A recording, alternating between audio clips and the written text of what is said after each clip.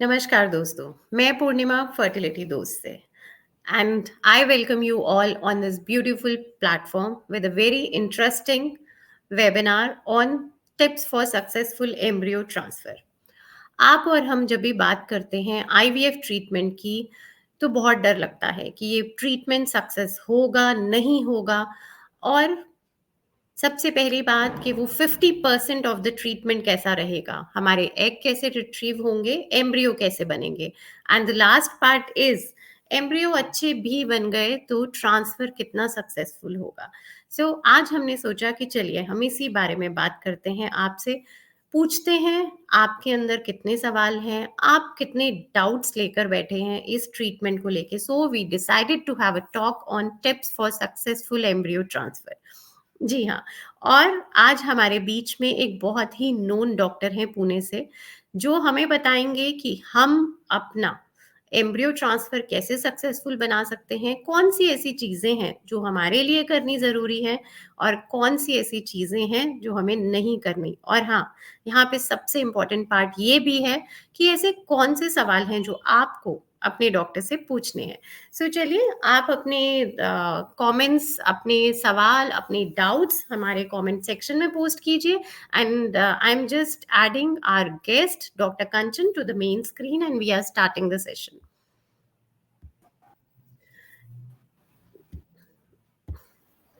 नमस्कार doctor Kanchan, welcome to fertility Dost. Hello. Viewers, आज हमारे बीच में एक बहुत ही नोन डॉक्टर हैं पुणे की, doctor Kanchan. She is IVF consultant with Dhanashree hospital Pune. ये इन्होंने एमबीबीएस किया है, गायनिक हैं और इनके बहुत अच्छे हमारे पास, हमारे कम्युनिटी से बहुत अच्छे सक्सेसफुल केसेस भी हैं।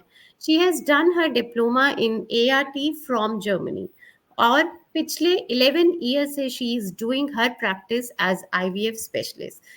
Dr. Kanchan, welcome to Fertility Dost.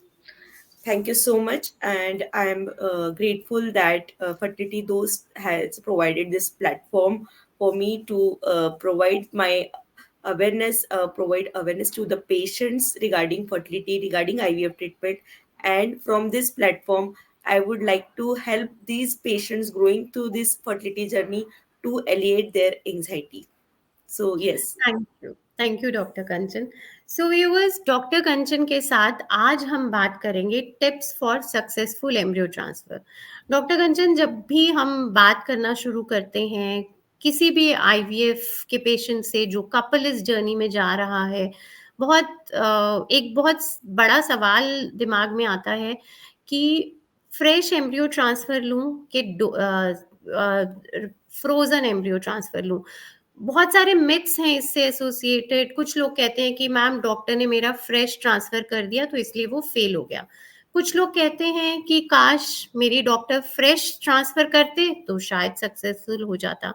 We really want to know कि एक्चुअल में फ्रेश एम्ब्रियो ट्रांसफर और फ्रोजन एम्ब्रियो ट्रांसफर में क्या डिफरेंस है और आपके according who is the best candidate for fresh transfer and frozen.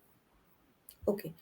सो पहले पहले तो हम आईवीएफ प्रोसेस में क्विकली बोल दूंगी कि आईवीएफ प्रोसेस में हम लोग क्या करते हैं। जनरली आपका ओवेरियन स्टिमुलेशन होता है, ये सेकेंड डे से होता है। उसके बाद जो एग्स बनते हैं, जनरली 10 to 12 डेज हम लोग इंजेक्शन देते हैं ओवेरियन स्टिमुलेशन के लिए। गोनाड्रोपिन्स के इंजेक्शन ये दिए जाते हैं। इसके बाद ओवम पिकअप ये प्रोसीजर होता है, जो एक शॉर्ट जीए के अंडर होता है। ये प्रोसीजर होने के बाद जो भी एग्स हमें मिलते हैं, एग रिट्रीवल जो होता है, उसके बाद हम लोग एम्ब्रियोलॉजी लैब में ये जो एग है इनमें इंजेक्शन से स्पर्म इंजेक्ट करते हैं, जिसे हम आईसीएसआई मतलब कि इंट्रासाइटोप्लाज्मिक स्पर्म इंसेमिनेशन ऐसा कहते हैं। अब ये इक्सी टेक्नोलॉजी होने के बाद ये जो एग्स है, जो इक्सी किए हुए एग्स जो रहते हैं, इन्हें हम इंक्यूबेटर्स में रखते हैं। ये जो इंक्यूबेटर्स है, इसमें यूट्रस जैसा एनवायरनमेंट क्रिएट किया जाता है, जिसमें कि ऑक्सीजन का कॉन्सेंट्रेशन, CO2, नाइट्रोजन, ये जो गैसेस है, इनका कॉन्सेंट्रेशन, टेम्परेचर और बाकी सारी चीजें जो है वो प्रॉपर मेंटेन की जाती है, ताकि ये जो एग है ये हमारा ग्रो हो सके और ये Day 3 या Day 5 तक ग्रो हो सके। पहले एक्चुअली जो ये जो आईवीएफ लैब्स थे हमारे, ये इतने इक्विप्ड नहीं थे कि हम लोग ये जो एम्ब्रियो है ये डे 5 तक ग्रो कर पाए। डे 5 के जो एम्ब्रियो है उसको हम ब्लास्टोसिस्ट ऐसा कहते हैं, और जो डे 3 का एम्ब्रियो है इसे हम क्लीवेज स्टेज एम्ब्रियो कहते हैं।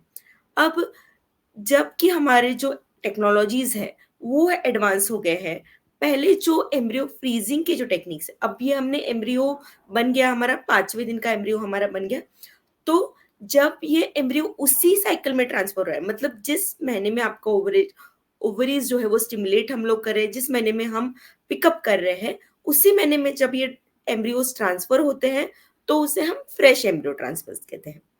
फ्रोजन एम्ब्रियो ट्रांसफर क्या है? पिकअप हो गया आपके एम्ब्रियोज, हमने जो बने हैं उन्हें हम फ्रीज करके रखते हैं, हम लिक्विड नाइट्रोजन के टैंक्स में ये जो एम्ब्रियोज है वो -196 में ये जो एम्ब्रियोज है हमने फ्रीज करके रखे। अगले महीने में ये जो एम्ब्रियोज है ये हम ट्रांसफर कर रहे हैं, जब हमने एंडोमेट्रियम जो है वो प्रॉपरली बना है कि नहीं ये देख लिया, और उसके बाद हम ये एम्ब्रियोज जो है वो ट्रांसफर करते हैं, तो इसे हम फ्रोजन एम्ब्रियो ट्रांसफर करते हैं। तो फ्रेश और फ्रोजन में क्या डिफरेंस हो गया है? फ्रेश में जिस साइकिल में एम्ब्रियोज बने हैं उसी साइकिल में ट्रांसफर हो रहे हैं, और फ्रोजन में जिस साइकिल में एम्ब्रियोज बने हैं उसके नेक्स्ट मंथ ये एम्ब्रियोज जो ट्रांसफर हो रहे हैं। तो बहुत सारे स्टडीज अवेलेबल है, बहुत सारा डाटा है इसके ऊपर, रिसर्चेस है, इंडियन रिसर्चेस है, फॉरेन रिसर्चेस है, जो बोलते हैं कि फ्रोजन एम्ब्रियो ट्रांसफर जो है इसका सक्सेस रेट ज्यादा है as compare to fresh embryo transfer.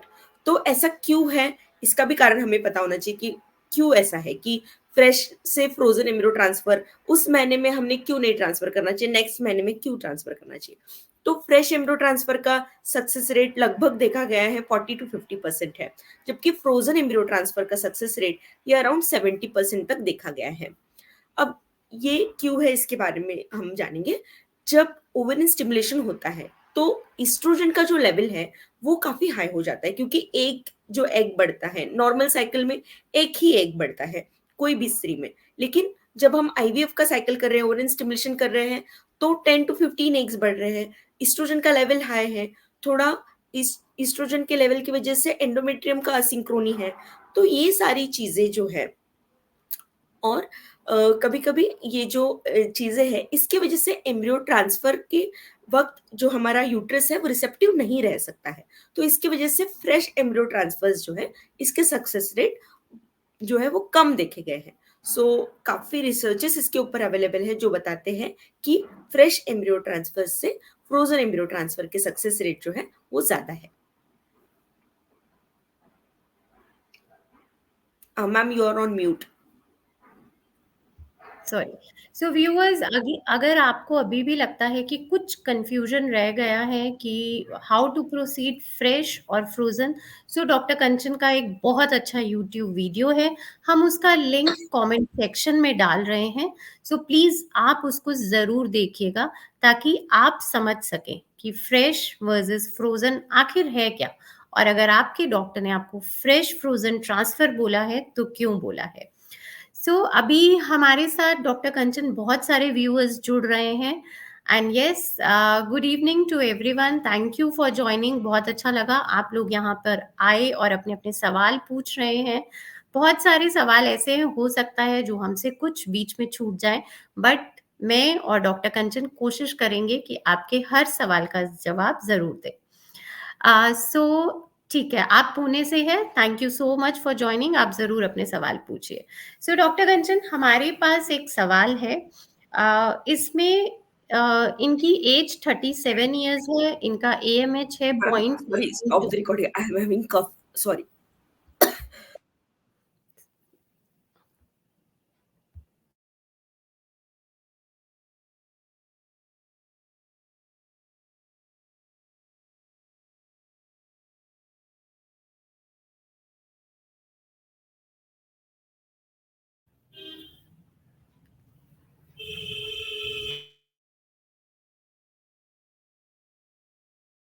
Sheelam, इस पार्ट को एडिट कर सकते हैं।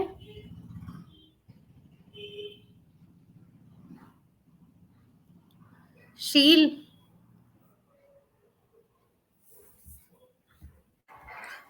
आई am sorry, I was going good but नहीं, थोड़ा सा मुझे ड्राइनेस हुआ। शीलम इसको एडिट कर सकते हैं।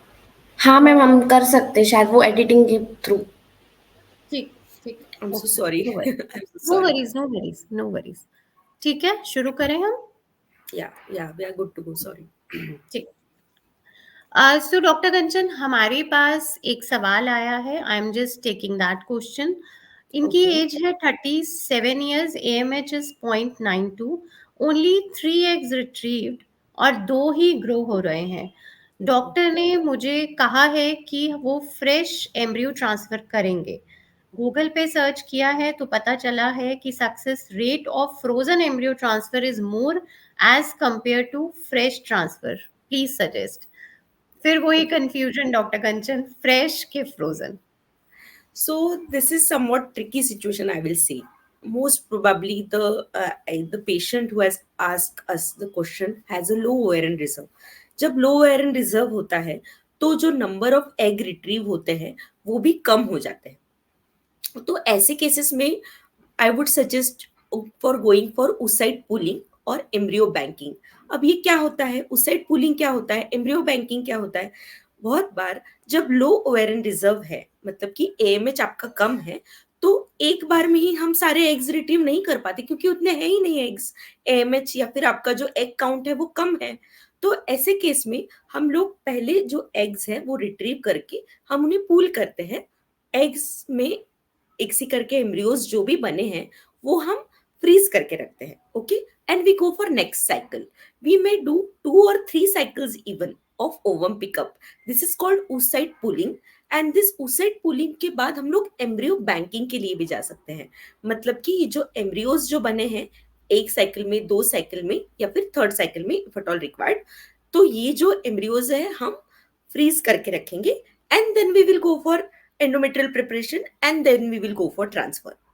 So I think I am clear कि अगर AMH कम है तो एक साइकिल में ही हमें सारे एग्स मिल जाएंगे और नंबर ऑफ एम्ब्रियोज भी हमें अच्छे मिल जाएंगे। ये थोड़ा एक्सपेक्टेशन करना डिफिकल्ट है बिकॉज थोड़ा सा जो सिचुएशन होती है जब लो एएमएच होता है, तो ये सिचुएशन जो है वो नॉर्मल जिनका एएफसीज अच्छे हैं, एग काउंट अच्छा है, उससे ये सिचुएशन जो है वो अलग होती है। ओके, और उनके लिए हमारा काउंसलिंग भी टोटली डिफरेंट होता है क्योंकि this lady is going to require one or more cycle of ovum pickup, that is we call as oocyte pooling.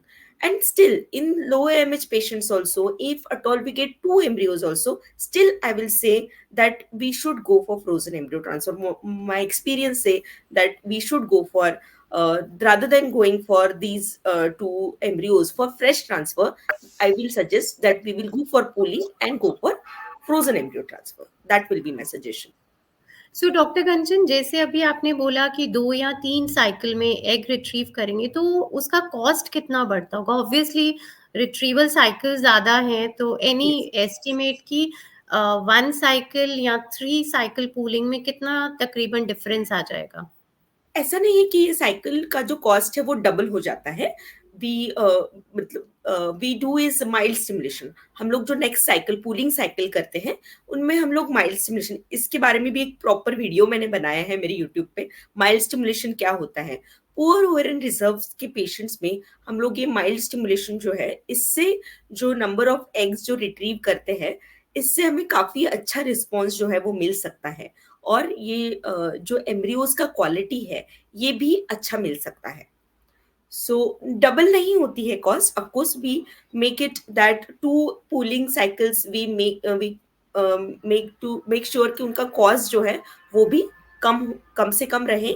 लेकिन right. We keep in mind और वी मेक देयर माइंड कि इसके लिए उनको 2 या 3 साइकिल्स जो है वो लग सकती है। So doctor, as a doctor, जैसे आपके पास पेशेंट्स, आप दिन में बहुत पेशेंट्स देखते हैं, सो हाउ यू चूज? अगर मैं आपके पास आई तो आपको क्या चीज़ें रिक्वायर्ड हैं या क्या इन्वेस्टिगेशन रिक्वायर्ड है, या आप कैसे ये चूज करेंगे कि yes, I am a candidate for embryo pooling, या मेरा एक साइकिल में चल जाएगा? क्या ऐसे पैरामीटर्स हैं? ओके, सो ये तो पहले तो एएमएच जो एक बेसिक टेस्ट होती है ये हम लोग देखते हैं। मैंने एएमएच जो है ये 2 to 4 ये नॉर्मल लेवल होता है, 2 to 4। अगर ये एएमएच 1.5 से कम है तो हम उसे लो एएमएच ऐसा कहते हैं। तो लो एएमएच अगर है तो ऐसे केसेस में हमें एंट्रल फॉलिकल काउंट, एएफसी, ये भी हमें देखना बहुत जरूरी होता है। ये एएफसी जो काउंट होता है, ये ऑफकोर्स आप कोई भी रेडियोलॉजिस्ट के पास जाओगे तो वहां पे सिर्फ आपको ओवरीज का साइज जो है वो बताएंगे, वो एंट्रल फॉलिकल काउंट जो है वो नहीं आपको बताएंगे। इसके बारे में बहुत आपको अवेयर रहना जरूरी है कि अगर ओवरी का साइज जो है वो नॉर्मल बता दिया मतलब कि आपका एक काउंट अच्छा है, ऐसा नहीं है। इसके लिए हमें एंट्रल फॉलिकल काउंट जो है वो देखना बहुत जरूरी होता है। एएमएच लेवल आपका देखना बहुत जरूरी होता है। तो एएमएच के ऊपर डिपेंड करता है कि हम जो साइकिल्स है वो एक साइकिल बताएंगे कि 2 साइकिल बताएंगे। और एंट्रल फॉलिकल काउंट्स के ऊपर नॉर्मल कितना होना चाहिए एंट्रल फॉलिकल काउंट, तो 8 to 10 एग्स अगर दोनों ओवरीज में है तो ये नॉर्मल काउंट बोला जाता है। अगर ये जो एंट्रल फॉलिकल काउंट है ये 5 से कम दिख रहा है, एक ओवरी में हमें सिर्फ 5 एग्स दिख रहे हैं, एक ओवरी में हमें 3 to 4 एग्स दिख रहे हैं, मतलब कि एंट्रल फॉलिकल काउंट जो है वो कम हो गया है। और इसके अलावा एएमएच जो है वो ऑफकोर्स 1.5 से अगर कम हो गया है मतलब कि आपका जो ओवेरियन रिजर्व है वो कम हो गया, जिसे हम पुअर ओवेरियन रिजर्व ऐसा भी कह सकते हैं। दिस इज रियली इंटरेस्टिंग क्योंकि डॉक्टर जब हम गूगल पे सर्च करते हैं या हम आपस में बात करते हैं तो इट्स वेरी कॉमन, अच्छा आपका एएमएच कितना था, nobody talks about AFC. So okay. Pooja जिन्होंने ये सवाल पूछा, आप अपने डॉक्टर से जरूर पूछिएगा कि आपका एएफसी कितना है। I think this is really important point for all of you viewers, please do check AFC. हम हर दिन एएमएच करते रहते हैं, एएफसी को थोड़ी वैल्यू दीजिए। हो सकता है आपको अपनी रिप्रोडक्टिव सिस्टम के बारे में और पता चले। और अगर आप पुणे या पुणे के आसपास के एरिया में हैं, ऐसे कोई शहर में हैं जहाँ से पुणे अप्रोचेबल है, then I strongly suggest that please do visit doctor Kanchan. आप बात कीजिए, हम उनका एड्रेस, उनका नंबर सब कमेंट बॉक्स में शेयर कर रहे हैं। आप चाहे तो हमें कनेक्ट कीजिए, हम आपको डॉक्टर कंचन से कनेक्ट करवाएंगे। आप चाहे तो डायरेक्ट कनेक्ट कीजिए, but please do select your doctor. And I always suggest that it is really important to select the right doctor at right time. बहुत जरूरी है एज आपके लिए भी और उनके लिए भी जो डॉक्टर आपको ट्रीट कर रहे हैं। So doctor Kanchan, let's take next question. ये थोड़ा आई थिंक ये बहुत लोगों का सवाल हो सकता है, बहुत कॉमन सवाल है। I lost my twin pregnancy at 10 weeks a year back. साल हो गया इनको। Now I am planning for a transfer in coming month. Doctor is suggesting for transferring 2 embryos, but I'm scared because of my past experience. What you suggest? My age is 34 and I have 4 day 5 embryos frozen. Doctor ये 4 days। बहुत common है। Yes, एक अच्छा। डर है, एक fear है। हमें लगता हम्म, है कि कहीं ना कहीं ट्विन प्रेगनेंसी लॉस हुआ तो इस वजह से कि हम्म, एम्ब्रियोज 2 थे। सो अच्छा। Again you will be the right person to suggest कि अब वो क्या करें, दोबारा से ट्रांसफर पे जाने की तैयारी है। So any hmm, important tips to her and along with that के एक एम्ब्रियो ट्रांसफर ले या 2 ले, एज उनकी है 34। ओके। सो प्रीवियसली जो एम्ब्रियो ट्रांसफर था उसके बाद twin pregnancy was lost at how many weeks? Can I know? That was lost at 10 weeks। 10 weeks। Okay okay. So twins pregnancy जो रहता है ना उसमें 2 एम्ब्रियोज ट्रांसफर करने की वजह से आजकल जो देखा गया है कि ट्विंस प्रेगनेंसी जो है वो ज्यादा हो रहा है। आईवीएफ में ट्विंस प्रेगनेंसी रहने का चांस कितना है? क्या हर एक पेशेंट्स में 2 एम्ब्रियो ट्रांसफर करने के बाद ट्विन प्रेगनेंसी रह जाता है? तो अराउंड 25 to 30% चांस है कि आपके 2 एम्ब्रियो ट्रांसफर करने के बाद आपको ट्विंस प्रेगनेंसी हो। इसका चांस जो है मतलब कितना आपको ट्विंस प्रेगनेंसी का चांस रहेगा ये आपके एम्ब्रियो क्वालिटी के ऊपर भी बहुत ज्यादा डिपेंड करता है डियर फ्रेंड्स। सो अगर आपका एम्ब्रियो क्वालिटी एकदम अच्छा है, मतलब आपके जो एम्ब्रियो है वो 4AA क्वालिटी के, 4AB 4AA क्वालिटी के एम्ब्रियोज है अगर आपके, तो ये जो एम्ब्रियोज है इनका इम्प्लांटेशन रेट ज्यादा होगा। तो ये दोनों एम्ब्रियोज जो है वो इम्प्लांट हो जाएंगे और फिर ट्विन प्रेगनेंसी जो है वो हो सकती है। अगर प्रीवियसली ट्विन लॉस है प्रीटर्म की वजह से ट्विन लॉस है, मतलब कि सेकेंड ट्राइमेस्टर में ये बेबीज जो है because of cervical incompetence. Cervical incompetence मतलब क्या, कि जो आपका गर्भाशय है उसका जो मुख होता है सर्विक्स, ये इनकॉम्पिटेंट था और वो खुल गया और उसकी वजह से प्रीटर्म डिलीवरी हो गई, आप ट्विंस जो है वो पूरा कैरी नहीं कर पाए। In spite of giving cervical encephalitis we have seen patient aborting after 20 weeks. So अगर सर्वाइकल इनकॉम्पिटेंस ये कारण था, तो ऐसे केसेस में हमें चाहिए कि हम सिंगल एम्ब्रियो ट्रांसफर के लिए जाए, क्योंकि सर्विक्स इनकम्पिटेंट है, फिर से हम उसे ट्विंस प्रेगनेंसी का स्ट्रेस दे रहे हैं, तो ऐसे केस में हाई चांसेस है कि फिर से अगर ट्विंस रह गया तो वो अबॉर्ट हो जाएगा। तो ऐसे केसेस में हमें सिंगल एम्ब्रियो ट्रांसफर के लिए जाना चाहिए। ऑफ कोर्स आपके डॉक्टर के साथ आप आपका जो एम्ब्रियो क्वालिटी है वो डिस्कस कीजिए। क्या मैं अगर सिंगल एम्ब्रियो ट्रांसफर के लिए जाती हूँ तो क्या सक्सेस रेट रह सकता है मेरे केस में, ये डिस्कस कीजिए। ऐसा नहीं है कि आप डबल के जगह पे सिंगल एम्ब्रियो ट्रांसफर के लिए जाओगे तो आपको जो भी सक्सेस रेट बोला है, समझिए कि आपको 70% सक्सेस रेट बोला है, तो वो डायरेक्टली 35% पे आ जाएगा, मतलब कि वो हाफ हो जाएगा, ऐसा नहीं है डियर फ्रेंड्स। अगर आपका एम्ब्रियो क्वालिटी अच्छा है, ऑफकोर्स डबल से आपका जो सिंगल का सक्सेस रेट है वो कम है, लेकिन वो हाफ नहीं है। अगर डबल का सक्सेस रेट अराउंड 70 to 80% है, तो सिंगल का सक्सेस रेट भी अराउंड 70 to 60% है। अगर एम्ब्रियो का क्वालिटी हमारा अच्छा है तो सक्सेस रेट अच्छा रह सकता है। तो इसलिए एक डिटेल डिस्कशन आपके डॉक्टर के साथ, आपके फर्टिलिटी कंसल्टेंट के साथ आपका होना जरूरी है कि आपका एम्ब्रियो क्वालिटी कैसा है। If at all I go for single embryo transfer, क्या चांसेस रहेंगे ये एम्ब्रियो ट्रांसफर सक्सेसफुल होने के। और अगर आपको लगता है कि नहीं सिंगल इस बार जाना चाहिए ट्रांसफर के लिए, you can of course go for single transfer. Okay, and one more suggestion I will say कि अगर अभी आपने चालू किया है treatment and you are planning for single embryo transfer, then you tell it at the time of embryo discussion itself to your doctor that yes doctor, we are maybe planning for single embryo transfer, because the freezing is different dear friends. When we are planning for two embryo transfer, we freeze two embryos on single straw, and if we are planning for single embryo transfer we freeze single embryos, so this is different. So mind आपका जो है वो पहले prepare कर लीजिए। अगर आपको लगता है कि नहीं हम सिंगल के लिए जाना चाहते, it is okay. Okay, and if at all you are going for PGTA testing, then I will suggest always go for single embryo transfer, क्योंकि PGTA tested embryos का जो सक्सेस रेट है वो काफी हाई होता है, it is around 75 to 80% even. Right. I think doctor Kanchan ये बहुत छोटे छोटे पॉइंटर्स हैं, जैसे अभी आपने बोला कि अगर पीजीटी टेस्टिंग है then always go for single embryo. शायद ये चीजें हम नॉर्मल रूटीन में सोचते नहीं हैं, या कभी डॉक्टर हमसे डिस्कस करना भूल जाते हैं, या हम भी सोचते हैं कि चलिए 2 एम्ब्रियोज हैं तो सक्सेस रेट बढ़ जाएगा।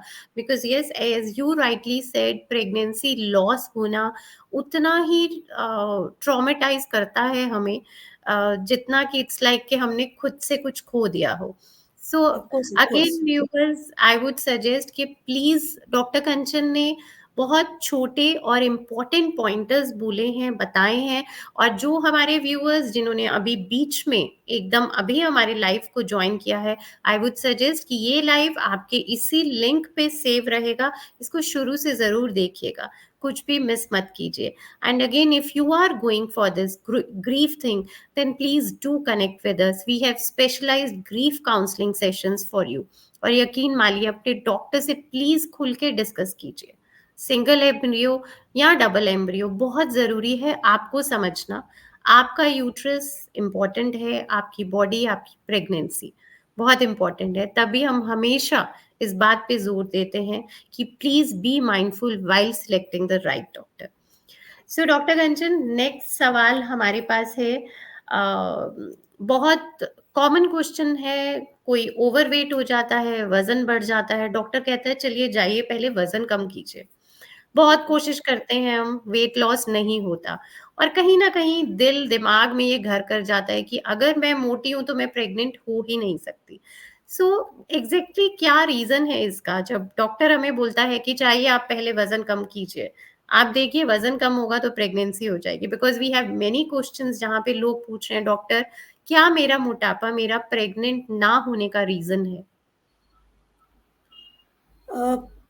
बीएमआई अगर हाई है तो प्रेगनेंसी रहने में दिक्कत आ सकती है, थोड़ा टाइम लग सकता है, पर ओबेसिटी अगर है तो फर्टिलिटी कॉम्प्रोमाइज रहेगी हर बार, ऐसा नहीं बोल सकते madam. So I would say कि और ऐसा भी नहीं है कि आपको अगर फर्टिलिटी ट्रीटमेंट लेना है मतलब एक पर्टिकुलर वेट आप अचीव कीजिए और उसके बाद आप ये फर्टिलिटी ट्रीटमेंट ले सकते हो, ऐसा बिल्कुल नहीं है। I think it is a myth. So ऐसा नहीं है। हाँ, ऑफ कोर्स अगर आप ओवरवेट हो, कभी कभी तो ये भी लगता है, काफी वुमेन्स हमारे पास आते हैं तो उनको लगता है कि मेरा वेट ज्यादा है मतलब मुझे पीसीओ होगा। ऐसा नहीं है। हर overweight lady is not a PCO, okay, and हर PCO is also not overweight. it is not equal to equation, it is not equal to equation. Every body is different. I always tell my patients that every body is different. अगर PCO आपको है और आपके साथ और दो ladies को PCO है, उनका पीसीओ अलग है, आपका पीसीओ अलग है। सो यस, आप गूगल पे सर्च करके आए हो कि ये सिम्टम्स होंगे, लेकिन हर एक पेशेंट में यही सिम्टम होंगे ऐसा जरूरी नहीं है ना। अगर किसी को इरेगुलर साइकिल्स है, उसको इरेगुलर साइकिल्स है। किसी की साइकिल रेगुलर होके भी उसको पीसीओ हो सकता है। किसी को एक्ने है, इरेगुलर साइकिल्स नहीं है। किसी को पिगमेंटेशन है, लेकिन उनको स्कैन पे डिटेक्ट हुआ है, एक्ने की ट्रीटमेंट लेने गए हैं, उसमें उसके बाद उन्होंने स्कैन कराया, फिर उनको पीसीओएस डिटेक्ट हुआ है। सो पीसीओएस है, लेकिन पीसीओएस का प्रेजेंटेशन हर एक बॉडी में अलग हो सकता है और उसकी वजह से उसका ट्रीटमेंट भी अलग हो सकता है। सो वैसे ही अगर आप ओवरवेट हो तो जरूरी नहीं है कि आपको पीसीओएस हो उसके वजह से आपको प्रेगनेंसी नहीं रह रही है, या फिर आप ओवरवेट हो इसकी वजह से आपको प्रेगनेंसी नहीं रह रही है, या फिर ऐसा कोई पर्टिकुलर वेट है जो आप अचीव करने के बाद आप प्रेग्नेंट रह जाओगे। देयर इज नथिंग लाइक कि हाँ ये पर्टिकुलर एक वेट है, आइडियल वेट जो आप अचीव कर लोगे उसके बाद आप प्रेग्नेंट रह जाओगे, nothing like that. Yes, yes, but there are हाँ जी please. yes, but there are some studies which say कि जिनका higher BMI है they take some more time as compared to जिनका normal BMI है, उनको थोड़ा टाइम लग सकता है, बट उनका प्रॉपर इवेल्युएशन होना जरूरी है। एक फर्टिलिटी कंसल्टेंट के साथ उनका एक कंसल्टेशन होना जरूरी है, and not necessarily that every woman who is obese will require a treatment. Even she can conceive naturally if she is having regular period, if she is all okay, she can conceive naturally. Of course, if at all she doesn't conceive in her 1 year of period, then she should consult a fertility consultant. सो बहुत बड़ा myth यहाँ पे हमने break किया doctor Kanchan के साथ कि मोटापा डजेंट ऑलवेज मीन कि आप प्रेग्नेंट नहीं हो सकते। इट एक्चुअली मीन्स कि that you need to visit the doctor to check your correct और राइट बीएमआई। बहुत मिसकंसेप्शंस हैं और इसीलिए हम हमेशा आपको बोलते हैं कि प्लीज़ आप हमारे वेबिनार्स चेक कीजिए, जिसमें से बहुत सारे डॉक्टर्स ने बहुत छोटे-छोटे पॉइंटर्स के बारे में बात किया है। एंड व्यूअर्स, हम कमेंट सेक्शन में डॉक्टर कंचन के यूट्यूब चैनल का लिंक शेयर कर रहे हैं। आप लोग प्लीज़ वो ज़रूर देखिएगा। साथ ही हम इनके इंस्टा हैंडल का भी लिंक शेयर कर रहे हैं। वहाँ पे भी बहुत अच्छे नॉलेजेबल छोटे-छोटे वीडियोज़ हैं जिनको सुनते ही आपको समझ आ जाएगा कि क्या कुछ आप मिस कर रहे हैं अपने लाइन ऑफ ट्रीटमेंट में।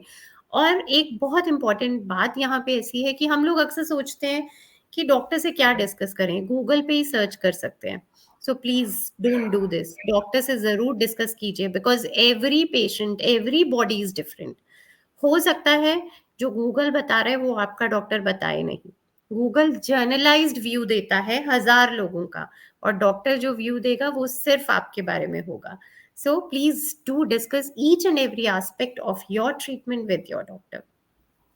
डॉक्टर कंचन, नेक्स्ट क्वेश्चन बहुत इंटरेस्टिंग है। आई थिंक व्यूअर से ज्यादा ये मैं आपसे पूछना चाहती हूँ कि what exactly is this implantation bleeding? मतलब Okay. हर दिन 10 कॉल्स हैं तो उसमें से एक कॉल यही होगी कि ma'am what exactly is implantation bleeding. मुझे तो Okay. इम्प्लांटेशन ब्लीडिंग नहीं हुई तो इसका मतलब मेरा तो ट्रांसफर ही फेल हो गया है। सो Okay. एक्चुअल में ये है क्या, और क्या जरूरी है कि मुझे, आपको, हम सबको इम्प्लांटेशन ब्लीडिंग हो तभी मेरा एम्ब्रियो ट्रांसफर सक्सेस होगा? ओके, सो पहले इम्प्लांटेशन के बारे में 1-2 मिनट जान लेंगे कि क्या होता है इम्प्लांटेशन। फर्टिलाइजेशन क्या होता है? जब एग रप्चर होता है, अगर नेचुरली हम जा रहे हैं तो नेचुरल कंसेप्शन में एग रप्चर होता है जिसे हम ओवुलेशन कहते हैं। ओवुलेशन होने के बाद एग जो है वो ट्यूब में आता है। तब अगर स्पर्म्स जो है ये ट्रैवल कर रहे हैं यूट्रस में से ट्यूब्स में जा रहे हैं और एग को फर्टिलाइज कर रहे हैं, इसके बाद एम्ब्रियो बनता है। एम्ब्रियो जो है वो एम्प्यूला एक रीजन होता है फैलोपियन ट्यूब में, वहां पे बनता है और ये around 5th to 6th day uterus में आता है। यूट्रस में आने के बाद यूट्रस की जो लाइनिंग है ये फेवरेबल हो जाते हैं और फिर ये जो एग एम्ब्रियो बना है, जो डे 5 डे 6 का जो एम्ब्रियो है वो यूट्रस में इम्प्लांट होता है। तो ये इम्प्लांटेशन मतलब क्या है कि ओवुलेशन समझिए कि आपका हो गया है 14th डे पे और उससे 6th डे आगे मतलब कि अराउंड 21th डे आपका जो एम्ब्रियो है वो यूट्रस के अंदर इंसर्ट हो रहा है, इम्प्लांट हो रहा है। तो ये इम्प्लांटेशन ये नॉर्मल प्रोसेस भी होती है, नेचुरल प्रोसेस होती है जब आपका नेचुरल कंसेप्शन होता है तब, या फिर जब आप आईवीएफ के थ्रू जा रहे हो, आपका एम्ब्रियो जो है वो ट्रांसफर हुआ है और ये एम्ब्रियो इम्प्लांट होगा उस दिन, उसके नेक्स्ट डे जो भी है। और इसके बाद ये एम्ब्रियो ट्रांसफर होने के बाद हम लोग जनरली 14 डेज के बाद चेक करते हैं beta SCG level. Beta SCG ये एक हार्मोन है जो कि जो एम्ब्रियो की जो सेल्स होते हैं, ट्रोफोब्लास्ट जिसे हम कहते हैं, तो ये जो ट्रोफोब्लास्ट जो सेल्स होते हैं, ये जो सेल्स है ये सिक्रीट करते हैं ये एचसीजी, जो हम ब्लड में चेक करते हैं या फिर यूरिन में चेक करते हैं और हमें पता चलता है कि प्रेगनेंसी है कि नहीं। तो इम्प्लांटेशन ब्लीडिंग ये होना जरूरी नहीं है। ये इम्प्लांटेशन ब्लीडिंग हुआ मतलब ही मेरा एम्ब्रियो इम्प्लांट हुआ है ऐसा जरूरी नहीं है। इम्प्लांटेशन ब्लीडिंग एक्चुअली एक स्पॉटिंग हो सकता है जो अराउंड आपको एक डे 21 से लेके डे 25 तक हो सकता है, इट इज अ स्पॉटिंग। पर बहुत ज्यादा आपको अगर ब्लीडिंग हो रहा है तो जरूर आपके एक्चुअली फर्टिलिटी स्पेशलिस्ट से विजिट कीजिए। ऐसा मत सोचिए कि हाँ ये इम्प्लांटेशन ब्लीडिंग है तो I can I should not think about going to a doctor. Implantation की वजह से 1 या 2 स्पॉट्स जा सकते हैं। अगर 1-2 स्पॉट्स आपको जा रहे हैं then it is okay, we can think of observing. पर प्रॉपर ब्लीडिंग ही अगर हो रहा है आफ्टर योर एम्ब्रियो ट्रांसफर से at day 10 of your embryo transfer और day 14 of your embryo transfer, then you should definitely visit your doctor. कुछ हम लोग ब्लड थिनर्स देते हैं जिसे हम लो मॉलिक्यूलर वेट हेपारिन कहते हैं और एक इकोस्प्रिन हम टैबलेट देते हैं। तो ये टैबलेट्स हम लोग होल्ड करते हैं और कभी कभी प्रोजेस्ट्रॉन सपोर्ट हम लोग बढ़ाते हैं। सो इम्प्लांटेशन ब्लीडिंग ही होना और फिर ही इम्प्लांटेशन होगा ऐसा जरूरी नहीं है। इम्प्लांटेशन ब्लीडिंग सबको होना और फिर ही सक्सेसफुल प्रेगनेंसी आगे जाएगी ये भी बिल्कुल जरूरी नहीं है। चाहे आप आईवीएफ करो, चाहे आप नेचुरली या फिर आईयूआई से या ओवुलेशन स्टडी से कंसीव हो रहे हो, इम्प्लांटेशन ब्लीडिंग होना बिल्कुल भी जरूरी नहीं है। I think I am clear. बिल्कुल, ये डॉक्टर एक मिथ कह लीजिए, मिसकंसेप्शन है, या एक ने सुना, दूसरे से पूछा, तो लोगों को लगता है हाँ, मुझे ज़रूर होना चाहिए, नहीं हुआ तो कुछ तो गड़बड़ है। और ओके ओके। यहाँ पे आपने ये बहुत अच्छी बात कही कि कुछ भी हो, ज़रूर से जल्दी अपने डॉक्टर से ज़रूर कंसल्ट कीजिए। प्लीज़ आप अपने डॉक्टर खुद मत बनिए। ये बहुत ज़रूरी है बिकॉज़ हम भी चाहते हैं कि एक आईवीएफ प्रोसेस जिसके लिए आपने इतना सब कुछ किया, आप इमोशनली इन्वॉल्व हैं, फाइनेंशियल इश्यूज़ भी हैं और उसके बाद इसमें आपका टाइम, एनर्जी सब कुछ इन्वॉल्व है। सो छोटे-छोटे सवाल, छोटे-छोटे डाउट्स जब भी आपके दिमाग में है, प्लीज़ डू मैसेज और कॉल योर डॉक्टर। और अगर आपको लगता है कि कहीं न कहीं आप अपने डॉक्टर से कनेक्ट नहीं कर पा रहे, डॉक्टर अनअवेलेबल है, सो हम आपके साथ हैं एज़ योर दोस्त। आप हमें ज़रूर कनेक्ट कीजिए। एंड व्यूअर्स, हमने कमेंट सेक्शन में डॉक्टर कंचन के यूट्यूब चैनल का लिंक डाला है, उनके इंस्टाग्राम का लिंक डाला है। प्लीज़ ज़रूर चेक कीजिएगा। हो सकता है ये छोटे सवाल जो आज आप इस सेशन में पूछना भी भूल गए, वहाँ पे उनके जवाब ज़रूर मिले। सो डॉक्टर नेक्स्ट बहुत इंटरेस्टिंग सवाल है। सबसे पहले मैं ये चाहूँगी कि आप हमारे व्यूअर्स को थोड़ा सा इन शॉर्ट बताइए कि एक्चुअल में एम्ब्रियो ट्रांसफर किस तरीके से होता है, because next question is related to holding your urine और going for embryo transfer with anaesthesia, is it possible और नॉट। पहले मैं चाहूँगी कि आप थोड़ा सा प्रोसेस कि एम्ब्रियो ट्रांसफर हम आप एज अ डॉक्टर करते कैसे हैं। ओके, सो एम्ब्रियो ट्रांसफर ये एक लास्ट स्टेप होता है आपकी प्रोसीजर का। आपके एम्ब्रियोज बन गए हैं, आपके कितने एम्ब्रियोज बने हैं ये आपको बताया गया है, और कैसे क्वालिटी के एम्ब्रियोज है ये बताया गया है। इसमें से हम कितने एम्ब्रियोज ट्रांसफर करने वाले हैं ये सारी चीजें आपके डॉक्टर से आपकी डिस्कस हो चुकी है। अब इसके बाद एम्ब्रियो ट्रांसफर के वक्त ज्यादा एंग्जाइटी होती है, हर पेशेंट को एंग्जाइटी होती है कि बाप रे मेरा आज एम्ब्रियो ट्रांसफर है, कैसे होने वाला है, क्या होने वाला है। सो this anxiety is at the peak on the day of embryo transfer. But अगर आपको ये प्रोसीजर कैसे होने वाली है ये अगर पता होना, तो आपका 50% एंग्जाइटी जो है वो कम होने वाला है। सो ये प्रोसीजर जो है वो 5 मिनट्स का प्रोसीजर डियर फ्रेंड्स, और ये प्रोसीजर विदाउट एनेस्थीसिया होता है। बहुत ही कम सिचुएशंस होती है, अगर 100 एम्ब्रियो ट्रांसफर से उसमें से 2 या 3 ही एम्ब्रियो ट्रांसफर हैं जो हम एनेस्थीसिया देके करते हैं। अदरवाइज ये एम्ब्रियो ट्रांसफर प्रोसीजर जो है वो विदाउट एनेस्थीसिया होती है। इसके लिए हमें ब्लैडर फुल करना है, क्योंकि हम एब्डोमिनली आपका यूट्रस जो है हमें देखना पड़ता है, इसलिए हम एब्डोमेन के ऊपर एक प्रोब रखते हैं। एब्डोमिनल प्रोब जो है वो हम लोग रखते हैं।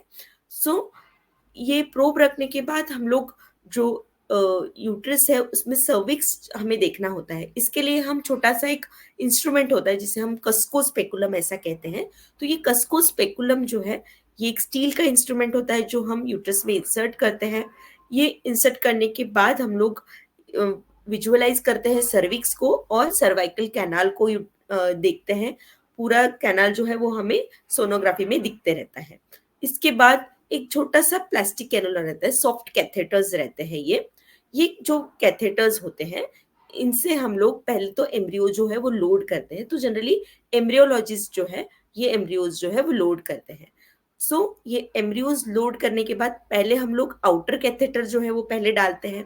आउटर कैथेटर जो है वो इंटरनल ऑस जो होता है, यहाँ तक हम ये आउटर कैथेटर पूरा ऊपर तक हम आउटर कैथेटर जो है वो नहीं डालते हैं। इंटरनल ऑस तक ये आउटर कैथेटर डाला जाता है, और उसके बाद आफ्टर लोडिंग टेक्निक से हम लोग एम्ब्रियो ट्रांसफर करते हैं। जो आउटर कैथेटर है वो हम ये आउटर कैथेटर में से इनर कैथेटर पास किया जाता है।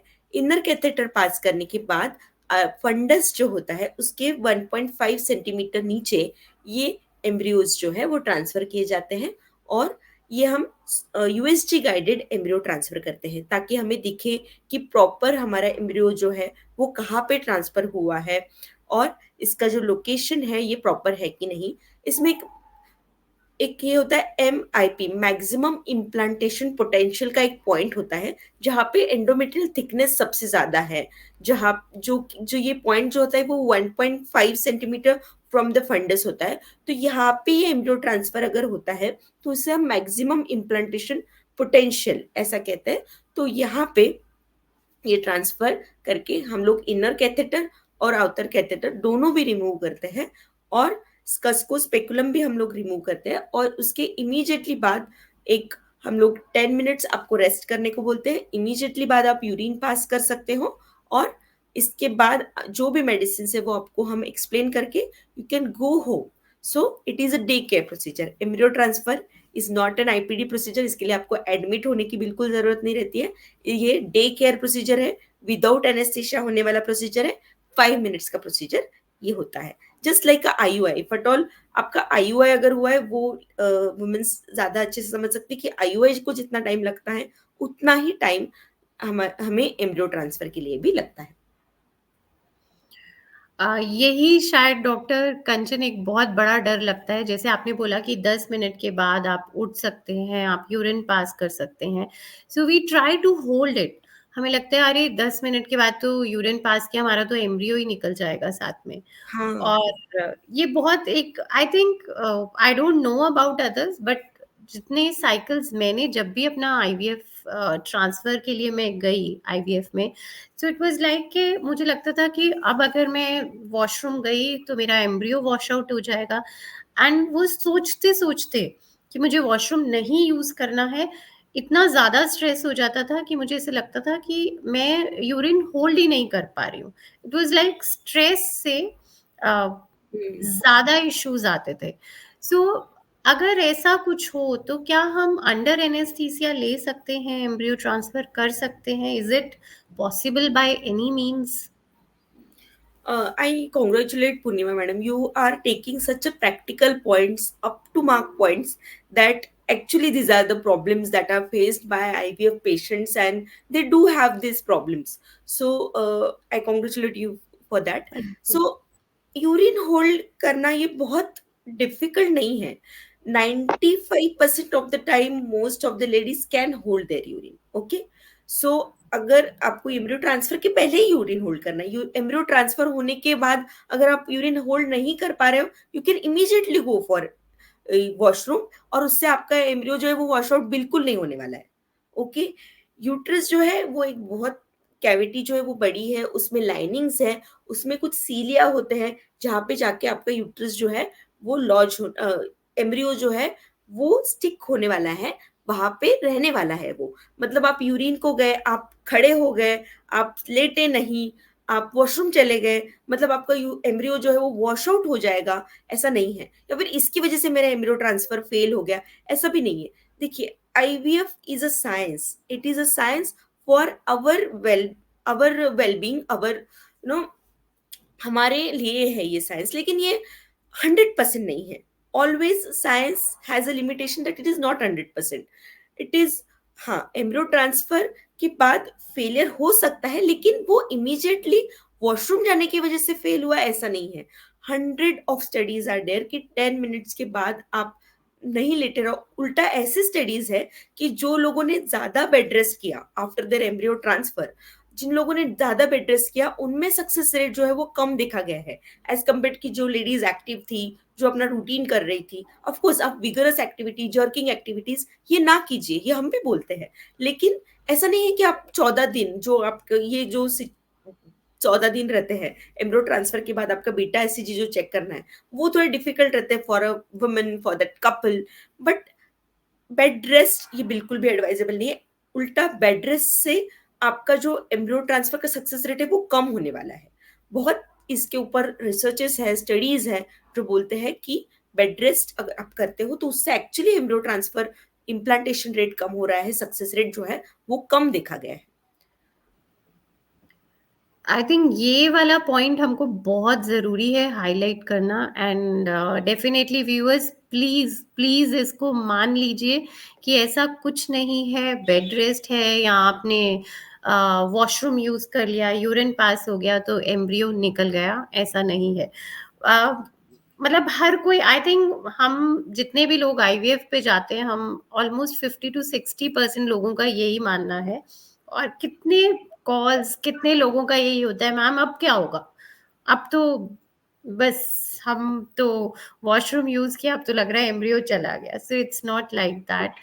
डॉक्टर कंचन ने बहुत अच्छे से यूट्रस के पार्ट को समझाया, उन्होंने बहुत अच्छे से बताया कि किस तरीके से आपके डॉक्टर आपके एम्ब्रियो ट्रांसफर को परफॉर्म कर रहे हैं, यूट्रस में कौन से एपरेटस यूज हुए, कौन सा कैथेटर यूज हुआ, अल्ट्रासाउंड क्यों ज़रूरी है, आपका यूरिन होल्ड करना क्यों ज़रूरी है। एंड आई थिंक अगर हम साइंटिफिकली इस पूरे प्रोसेस को समझें या जाने तो हमारे लिए एम्ब्रियो ट्रांसफर के दिन वो स्ट्रेस खत्म हो जाएगा। एंड किसको पता कि stress free embryo transfer is good for you. Yes yes, it is, doctor, obviously it is. बिल्कुल।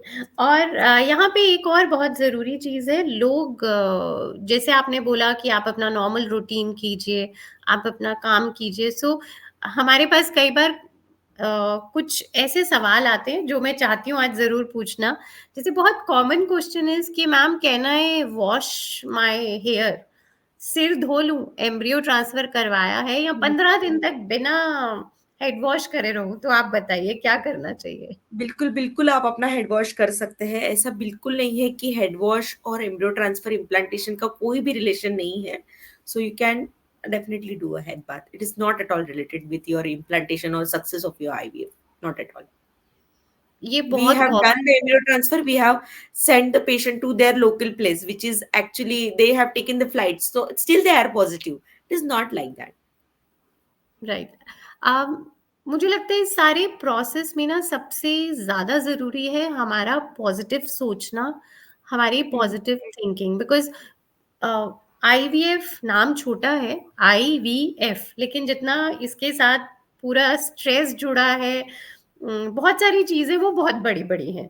इम्प्लांटेशन फेलियर, इम्प्लांटेशन ब्लीडिंग, इतने सारे इंजेक्शंस, आपके scans, blood test and oh god वो 15 दिन बाद रिजल्ट आना। So IVF is a big thing, पर हम आपको डरा नहीं रहे हैं, हम आपको ये समझा रहे हैं कि एक साइंटिफिक प्रोसेस है। कोशिश कीजिए हर छोटी छोटी चीजें, हर छोटे छोटे डाउट अपने डॉक्टर से जरूर पूछिए, बिकॉज आपका डॉक्टर आपकी बॉडी को और जो लाइन ऑफ ट्रीटमेंट उन्होंने आप पर यूज किया है वो सब जानता है, गूगल ये नहीं जानता है। एंड डॉक्टर गंजन, इंटरेस्टिंगली मैंने एक डॉक्टर के बाहर बोर्ड लगा देखा था कि यहाँ पे आने से पहले गूगल को बाहर छोड़ के आइए। So it was very interesting. So अच्छा, आप बताइए आपके पास भी कोई इंटरेस्टिंग ऐसा किस्सा है हमारे व्यूअर्स के लिए, जहाँ पेशेंट ने आपसे इतने सवाल पूछे हो कि आपको लगा हो कि ओ गॉड डॉक्टर मैं हूँ कि ये है? या देयर आर देयर बिकॉज कैसा है कि आईवीएफ जो है वो हर एक को नहीं लगता है। जिनको लगता है उनको लगता है कि इनका तो नेचुरली हो गया कंसीव, उनका तो नेचुरली हो गया, हमें ही क्यों आईवीएफ लग रहा है। या हमेशा एक धारणा होती है कि आईवीएफ तो लगे लेकिन वो दूसरे को लगे, मुझे ना लगे आईवीएफ। ऐसी एक धारणा हर एक पेशेंट की होती है। लेकिन उस अगर ये आईवीएफ बोल दिया है हमने, तो उसके बारे में ऑफकोर्स पेशेंट्स ढूंढ लेते हैं, मतलब सर्च करते ही हैं।